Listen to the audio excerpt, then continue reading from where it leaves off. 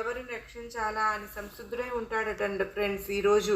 కనుక ఉత్తర ద్వార దిశగా మనం ప్రయాణం చేస్తే కనుక తప్పకుండా మనం కోరిన కోరికలు నెరవేరుతాయండి. అన్నిటికంటే కోరవలసింది ఏముంది ఫ్రెండ్స్, ఈ లోకంతో భవబంధనాల నుంచి విముక్తి, మోక్షము అంటే ముచిల్ మోక్షణే అని అర్థం. బంధనాల నుంచి ముక్తిని పొందడం, విముక్తిని కలిగించుకోవడము అని అర్థం. అందుకే ఉత్తర దిశ ఇంత ప్రాముఖ్యం కలది, ఇంతగా విశేషత ఈ పండుగకు ఉన్నది ఫ్రెండ్స్.